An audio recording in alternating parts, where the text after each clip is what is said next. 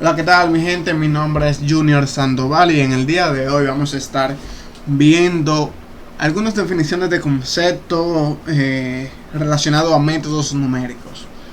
Y vamos a comenzar de inmediato para aprovechar bien el tiempo.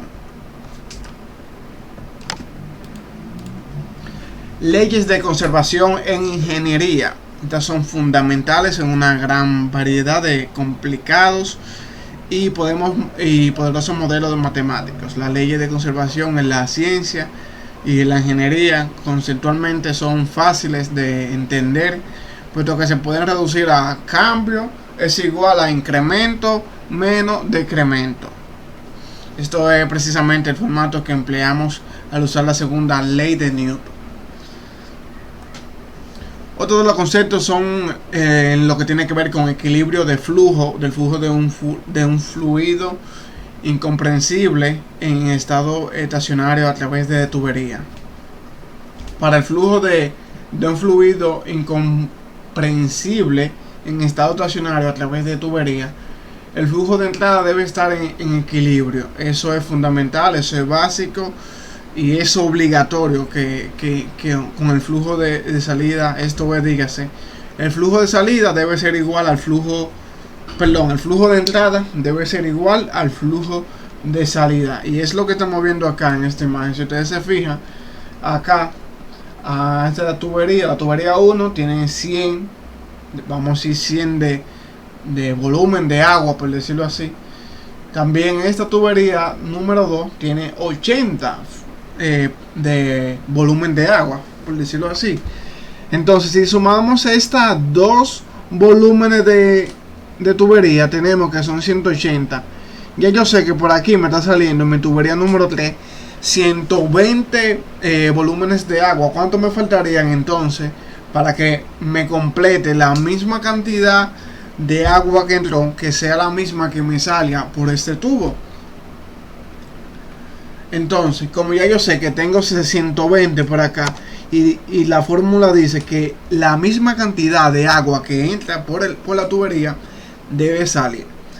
Entonces ya yo sé que tenemos 180 de entrada de agua y tengo de salida en una tubería 120. Me faltarían, entonces, si sumamos un número que sumado de 180 es 60. 120 más 60 es igual a 180. Y ese 60 es la cantidad de agua que me faltaría para que se cumpla lo que dice la fórmula. Lo que entra debe ser la misma cantidad que sale. Así que ese es el equilibrio del flujo de un fluido incomprensible en estado estacionario a través de tubería. Seguimos avanzando. Cuando se refiere a la conservación de la masa, se utiliza para formular un modelo de una serie y reactores químicos. En este caso, la cantidad que habrá de modelarse es la masa de las sustancias químicas en cada reactor. Las propiedades del sistema son la reacción característica de la sustancia química, los tamaños de los reactores y las velocidades del flujo. En cuanto a la conservación del momentum, en general la fuerza neta no es constante y hay que usar la fuerza neta promedio, que es diferente, en el intervalo del tiempo. La fuerza neta actuando sobre un objeto es cero. El momentum lineal total del objeto o conjunto de objetos permanece constante. El momento se conserva en cualquier choque.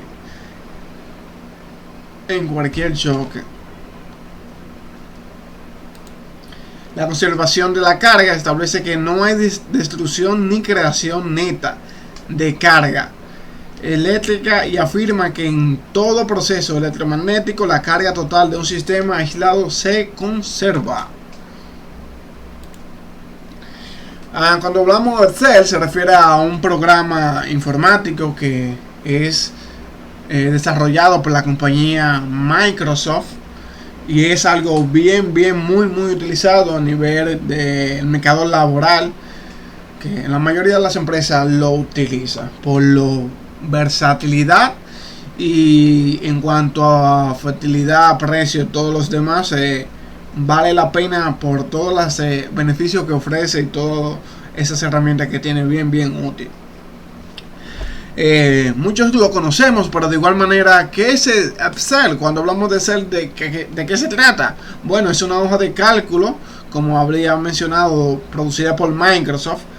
Las hojas de cálculo son un tipo especial de software para matemáticas, principalmente, que permite al usuario ingresar y realizar cálculos. Es el fuerte del Excel en renglones y columnas de datos.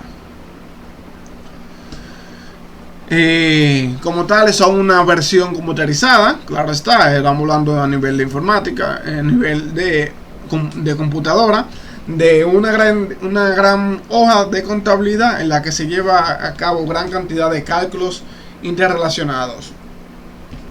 Así que vamos a seguir avanzando. ¿Qué es MATLAB?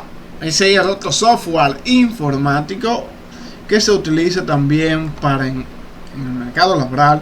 Muchos de las personas que utilizan métodos numéricos, cálculos, también utilizan este tipo de software. Es una herramienta principal para ellos.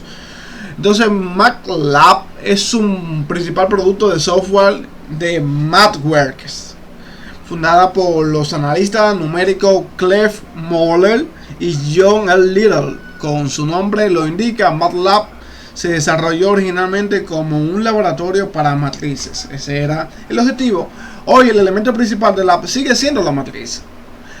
La manipulación matemática de matrices se ha realizado muy adecuadamente en un ambiente interactivo fácil de utilizar. A esta manipulación matriz MATLAB agregó varias funciones numéricas, cálculos simbólicos y herramientas para visualización. En consecuencia, la versión actual representa un ambiente computacional bastante amplio. Son tanto MATLAB como Excel, son dos herramientas fundamentales cuando estamos hablando de métodos numéricos y cálculos computarizados. ¿Qué son programas computacionales? Hemos hablado de Excel y de MATLAB, que son dos software, dos herramientas que se utilizan en un computador, pero no hemos definido qué es programas computacionales. Bueno, son únicamente conjuntos de instrucciones que dirigen a la computadora para realizar una cierta tarea en específica. Mucha gente que escribe programas para un amplio rango de aplicaciones en los lenguajes de alto nivel, como Fortran 90, pero que tienen una gran variedad de capacidades. Aunque habrá algunos ingenieros que usarán toda la amplia gama de capacidades de un software, la mayoría solo necesitará realizar los cálculos numéricos orientados a la ingeniería, que es lo que se requiere. Que todos esos problemas complejos de cálculos, de gráfico y todo eso, que un computador me lo simplifique de una manera precisa y detallada. Eso es el objetivo de todo esto. Ahora bien, ¿qué son los programas? La programación estructurada. Cabe resaltar que en los comienzos de la computación los programadores no daban mucha importancia a lo que sus programas fueran claros y fáciles de entender. Simplemente si funciona, le dan para allá. Pero no se percataba que haya un orden cronológico, secuencial, donde sea más específico y detallado y más organizadito. No, eso no estaba en primer lugar. Lo importante era que funcionara. Sin embargo, hoy se reconoce que escribir programas organizados y bien estructurados tiene muchas ventajas. Además de las ventajas obvias de tener un software más accesible para compartirlo, también ayuda a generar programas mucho más eficientes, es decir, algoritmos bien estructurados que son invariablemente mucho más fáciles de depurar y de probar, lo que resulta en programas que toman menos tiempo de desarrollar, probar y actualizar. Así que si recordemos sin más, programación estructurada, cuando nos hablan de esto, tenemos que irnos a lo que es al estilo como un programador desarrolla un determinado software con un orden y una organización en específico. Entonces seguimos con diagrama de flujo. Un diagrama de flujo es una representación visual o gráfica de un algoritmo. Más adelante vamos a ver qué es un algoritmo. Manténganlos ahí pendientes. Un diagrama de flujo emplea una serie de cajas o bloques y flechas. También vamos a estar viendo eso más adelante en los símbolos. Cada una de las cuales representa un determinado paso u operación del algoritmo. Bueno, vamos a hablar un poquito del algoritmo y más adelante lo detallamos según concepto. Cuando hablamos de algoritmo es una secuencia de pasos que debe tener un inicio y un final. Un inicio y un final. Eso es fundamental en un algoritmo. Debe una secuencia de pasos que debe tener un inicio y un final. Entonces, las flechas representan el orden en el que se realizan las operaciones. No todas las personas relacionadas con la computación están de acuerdo en que los diagramas de flujo sean una buena opción. Incluso algunos programadores experimentados no usan los diagramas de flujo. Sin embargo, nosotros pensamos que existen tres buenas razones para estudiarlo. Lo primero es que sirven para expresar y comunicar algoritmos. La segunda es que aunque no se empleen de manera rutinaria, algunas veces resultan útiles para planear y aclarar y comunicar la lógica del propio programa o de la otra persona.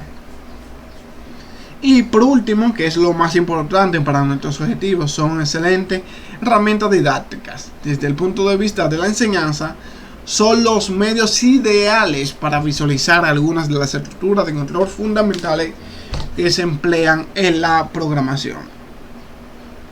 Seguimos. Símbolos usados en diagrama de flujo. Aquí tenemos la terminal. Ese representa el inicio o el... Perdón. ¿Dónde estoy? Ok, acá.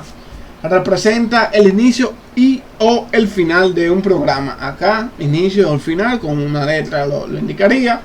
Entonces la línea de flujo representa el flujo de la lógica, los arcos de la flecha. Por eso tal indica que en esta área pasan sobre las líneas de flujo vertical y se conectan con él. Dígase, ella va a seguir los pasos del mismo algoritmo, valga la redundancia, que lo vamos a hablar más adelante. Dígase, si yo empecé aquí, la flecha va a decir para dónde va, desde el inicio hacia dónde, cuáles son los pasos que vas a seguir. Dígase si va hacia la derecha, si va hacia abajo, si va hacia la izquierda y todos los demás. Entonces, ¿qué son los procesos? Representan cálculos o manipulación de los datos. Entonces, esta partecita, entrada y salida, representan entrada y salida de datos, de la información. La decisión, una decisión representa una operación, una pregunta o una decisión que determina los caminos alternativos a seguir. Eso va a depender dependiendo la respuesta y todos los demás, ¿sí? Si esto se funciona, entonces que se aplique esto. De lo contrario, no aplique nada o aplica a otra cosa dependiendo de la condición que se esté aplicando acá. Tenemos la unión, conexión de fin de página y ciclo de cuenta controlada. Entonces, ¿qué es un algoritmo? Acá está lo que hemos hablado anteriormente. En cualquier procedimiento computacional bien definido que parte de un estado inicial y un valor o conjunto de valores de entrada a los cuales se le aplica una secuencia de pasos. Como había hablado, debe llevar un orden computacionales finitos, produciendo una salida o una solución. Ok, yo tengo un problema. ¿Cuáles son los pasos que yo voy a dar para determinar dicho problema? Son esto, hasta que lo solucione. Entonces estamos hablando que ahí se realizó un algoritmo que realizó ese proceso hasta llegar a la solución del problema. ¿Qué son los pseudocódigos? Son parecidos a los diagramas de flujo, pero a diferencia de los diagramas de flujo que son gráficos, acá sería más o menos como códigos, tipo código. Es una forma de escribir los pasos que va a realizar un programa de la forma más cercana al lenguaje de programación que vamos a utilizar posteriormente, como un falso lenguaje, pero en nuestro idioma es el lenguaje humano y español. ¿Cuál es la ventaja del pseudocódigo? Bueno, resulta mucho más fácil desarrollar un programa que con el diagrama de flujo. Es más fácil de modificar y de compartir con los demás. Y cabe destacar que el diagrama de flujo se utiliza con fines didácticos y el pseudocódigo será el principal medio que se usa para comunicar algoritmos relacionados con métodos numéricos, que es lo que nos interesa a nosotros. Entonces, dentro de la representación lógica está algo que se llama secuencia. ¿Qué es la secuencia? Bueno, la secuencia, como su nombre lo indica, la estructura secuencial expresa la trivial idea de que, a menos que se indique otra cosa, el código debe realizarse intrusión por intrusión, orden por orden, paso por paso. La estructura se puede expresar de manera general como un diagrama de flujo o como un pseudocódigo. Cuando hablamos de diagrama de flujo, estamos hablando de esta partecita que está acá. Y cuando nos estamos refiriendo a pseudocódigos, son esto que está aquí, que parecen los códigos de un programa, de un software, de un gestor de códigos. Entonces, debe completarse intrusión por intrusión. Mira acá, intrusión 1, luego de la 1 va a la 2, a la 3 y a la 4. No puede saltar. En este caso de la secuencia. Ahora bien, en la parte de esta lección es muy diferente. Con el paso por paso, en contraste con el paso por paso de la estructura secuencial que hablamos anteriormente, la selección nos ofrece un medio de dividir el flujo de programa en ramas considerando los resultados de una condición lógica. La decisión ante una sola alternativa o estructura if, then, else nos permite una desviación en el flujo de programa si una condición lógica es verdadera. Si esta condición es falsa, no ocurre nada y el programa continúa con la indicación de que encuentra después de if, else. Por ejemplo, yo pregunto, ¿tú tienes hambre? Si tú tienes hambre, entonces yo te voy a dar comida. Si tú no tienes hambre, entonces yo no te voy a dar nada. El programa mismo termina, o sea, no hace nada prácticamente. Esa es la parte del if en el diagrama de flujo. Aquí mismo lo representa el pseudocódigo. Ahora bien, ¿qué es lo que significa esta cosa que está aquí? Bueno, aquí lo dice. La decisión ante dos alternativas, estructura if, then, else, se comporta de la misma manera si la condición es verdadera. Sin embargo, si la condición es falsa, el programa realiza las situaciones entre else y el if. Dígase, si tú tienes hambre, yo te voy a dar comida. Pero si tú no tienes hambre, yo voy a seguir trabajando. Por ejemplo, y ahí está haciendo, independientemente de que si tú no tengas hambre o no tengas hambre, él va a hacer una acción y es que va a seguir trabajando. Si lo hace en manera pseudocódigo. Y seguimos con la representación lógica en la parte de repetición. Hablamos en repetición, es parecido a lo que es bucle. Ahora bien, ¿qué es la repetición? Nos proporciona una manera de llevar a cabo instrucciones repetitivamente. Las instrucciones resultantes, llamadas loops of siglo, se representan de dos formas distintas que se diferencian por la manera en que termina. Una de ellas es loop de interrupción o break loops. Esta instrucción realiza repeticiones hasta que una condición lógica resulte verdadera. Mientras tú no me digas, por ejemplo, que tiene hambre, entonces yo te voy a preguntar todas las veces que sea necesario que tú me digas, hasta que tú me digas, tengo hambre. Es un ejemplo. Y ahí se va a mantener repitiendo, tiene hambre, hasta que tú le digas, sí, tengo hambre. Si tiene hambre, entonces ella va a ejecutar la opción y te va a dar la comida. Si tú no tienes hambre, ella te va a preguntar hasta que tú le digas, tiene hambre. Entonces, ¿qué pasó acá? ¿Qué me falta? Ya.